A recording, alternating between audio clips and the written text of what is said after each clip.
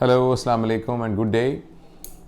There were many questions from many doctors. I suppose that they were medical students or they were junior doctors who just finished their MBBS, and they wanted me to just talk to them about their career planning. We do this exercise every year at the end of final year session, and I found it very useful. So in next 10 to 15 minutes, I would like to just give you a little overview of all the possibilities after doing MBBS. And I will be bilingual. I'm sure those people who are living in West, they are not interested in it. Their context is different. But some of my friends from south of India, they always say that you have to just talk in English when you talk about medical terminologies. So I will be bilingual. I'll be using both Urdu, English, Hindi, and Punjabi maybe language. So the possibility. So you have done your MBBS today. What you should do? The first thing you should do, and I'm talking in context with Pakistan, and I have been to India, and I have been, I know a lot of doctors there, and I think circumstances are almost the same. Same will be in Bangladesh and Sri Lanka too. So I think people living in these circumstances, in these areas, the first thing they should do, that they must do a house job. There was a trend many years back when people used to do MBBS, sit in USMLE exam and go to United States of America, because US system does not require a house job. But I honestly feel that there are so many hiccups between doing an MBBS and settling in United States of America or starting a residency over there, that it is quite possible that you may not be able to make it. And if you have to stay back in your country, then you will not be a doctor. I don't know about other countries, but in Pakistan, if you have not done 1 year house job after MBBS, you cannot be registered with Pakistan Medical Council. And when you are not registered with Pakistan Medical Commission, which is, it was PMDC before, now it is PMC, then you cannot practice in Pakistan. So don't worry that some of your friends will be doing USMLE and they'll be 1 year ahead of you. Once you have done your MBBS, there is no other choice than to do a house job. And house job has to be 6 months in medicine and medicine allied, and 6 months in surgery and surgery allied. Because in many of the programs in the UK, I know that it is a must that you must have a 6 months job in medicine and 6 months in surgery. And I remember a long time ago, they were recruiting people for a fellowship training in anesthesia because there was a lot of shortage over there. And when they came here, many senior people applied, but only those were selected who had a certificate of 6 months medicine, 6 months surgery. So this is the first thing. So if you have done an MBBS, please do a house job. Now after house job, what are the possibilities? Well, if you're living in Pakistan, you decide. You want to do a post-graduation or you don't want to do a post-graduation, right? If you want to do a post-graduation, there is a different track. And if you don't want to do a post-graduation in a clinical thing, there is a different track. Now for post-graduation, you have got following options. Number one, you opt for FCPS program. You opt for MS or MD program in Pakistan, right? And the other group is that you opt for doing a fellowship from outside Pakistan. And when you want to do outside Pakistan, there are 3 main obvious channels. One is going to USA, the other one is going to the UK, and the third one is to going to Australia, New Zealand and Australia. I'm sure there will be opportunities in other European countries, in Russian countries, in China, in other countries, but because of the language issue, I'm not aware of it, that what are the avenues. Perhaps if you know a German language, you will be absorbed in Germany. If you have a French language, you can absorb. But those who can speak English, for them actually there are 3 options. Going for USA, going for the UK, and going for Australia and New Zealand. Okay, we'll take them one by one. And the simplest way is actually just sit, prepare for 4 months and appear in FCPS Part 1 exam. FCPS Part 1 exam is not a difficult exam for someone who has got a reasonably nice career in his MBBS, right? Who passed all his exams and he has got a reasonable basic knowledge. But he has to sit down for 3-4 months and prepare for part 1, right? And when the moment you pass part 1, you are now eligible for a residency program in Pakistan. There was a time, I remember, I became supervisor of training in 1994. And at that time, if someone does a part 1, he comes to you, only I had to sign and his residency started. But nowadays, there is a central induction system. So once you have done your part 1, you have to now compete for a central induction system. In which case, by the time that yearly induction takes place, you just do some kind of a research work. If you just publish 2 papers in a recognized paper, you get 5 marks for your induction. Secondly, you work in a peripheral hospital, and nowadays you can get an ad hoc job in periphery, like in a Tehsil headquarter hospital or in a rural center and basic health unit. And when you do there, you get per month marks. I'm not sure how many, but you get marks.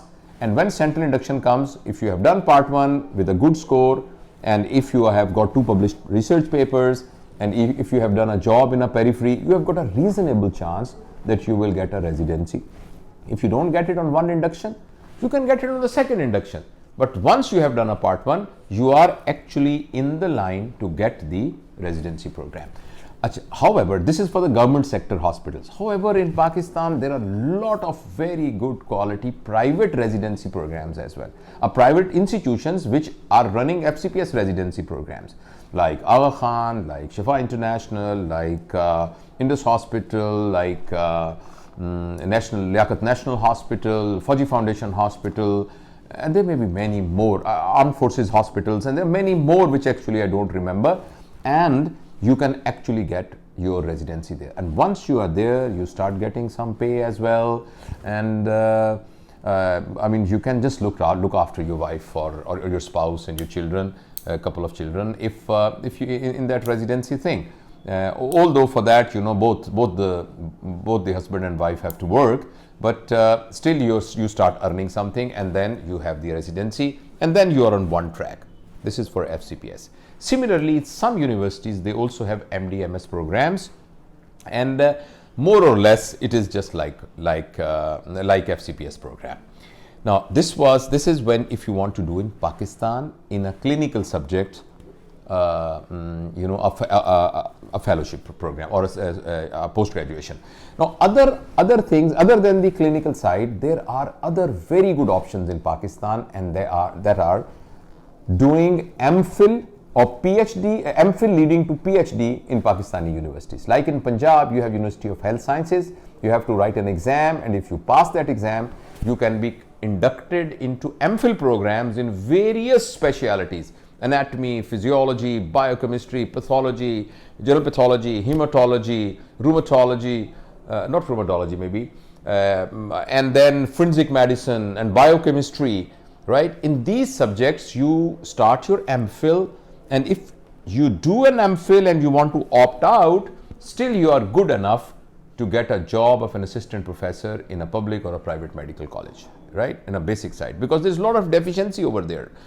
And if you're doing well, you can now take up PhD program, and if you're scored well in your MPhil, and that PhD program can be in Pakistan, that can be in England, in New Zealand, in various countries.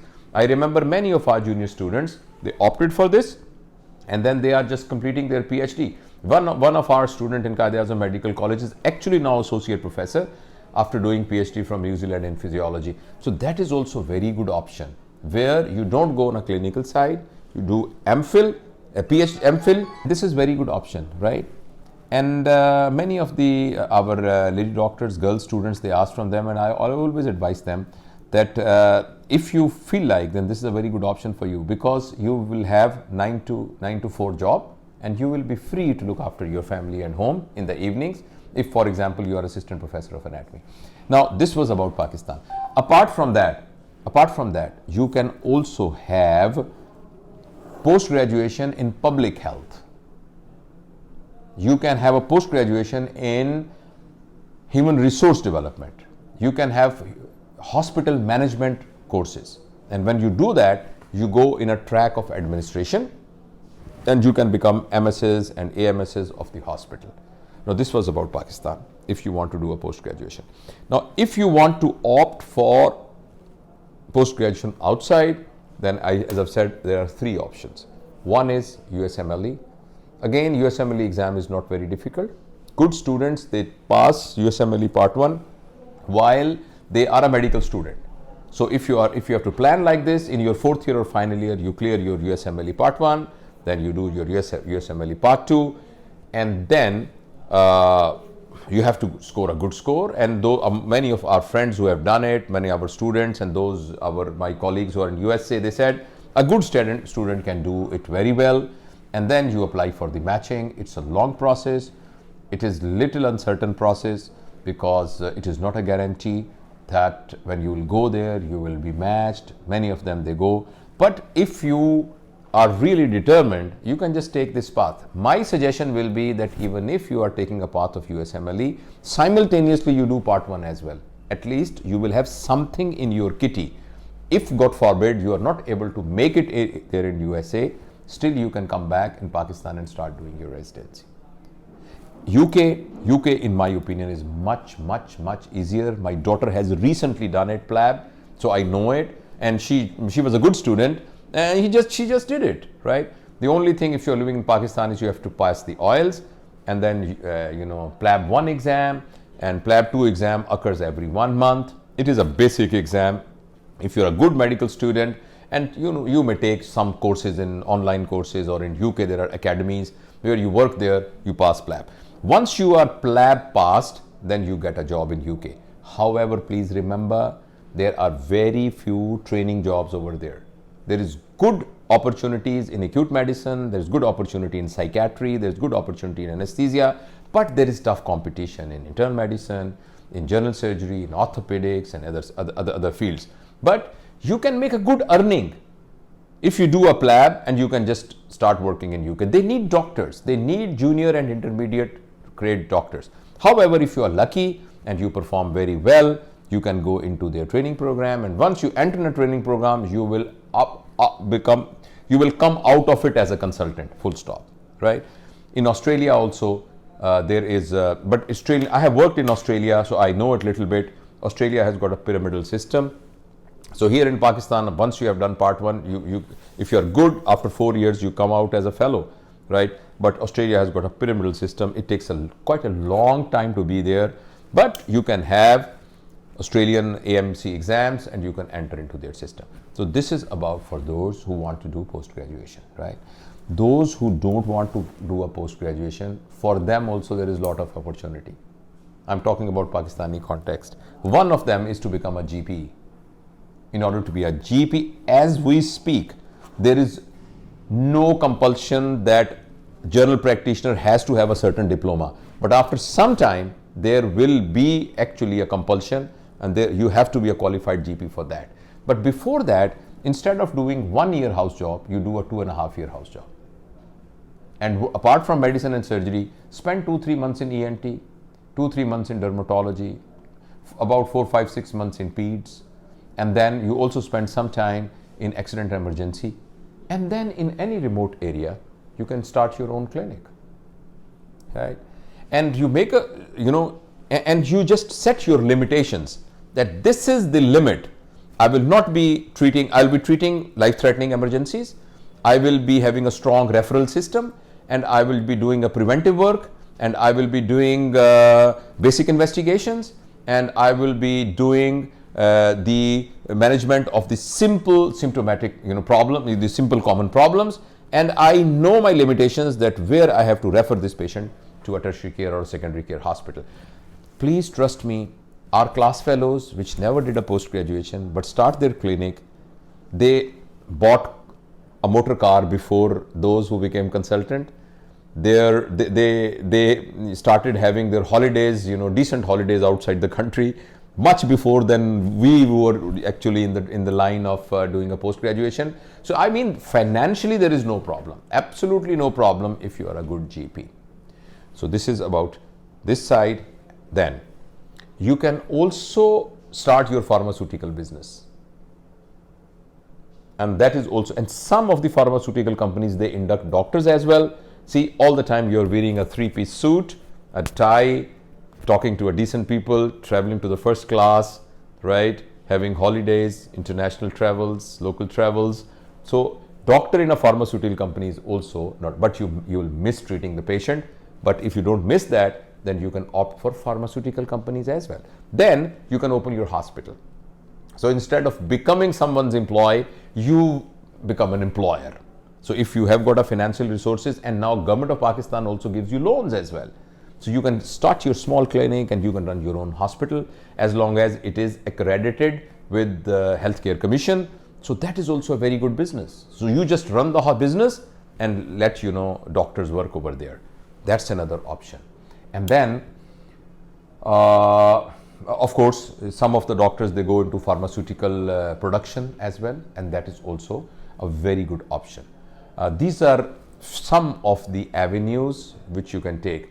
Now, some of the doctors ask from me, what about civil service exam? Well, many brilliant doctors are very good civil servants, right? But my question is that after all, why you did all this hard work? You could do a graduation and go to the civil services thing. So if you want to do it, please go for it. If I would have opted for a doctor, I would pursue my career as a doctor and will not switch it. So these were some of my perceptions about the career planning once you have become a doctor. Good luck.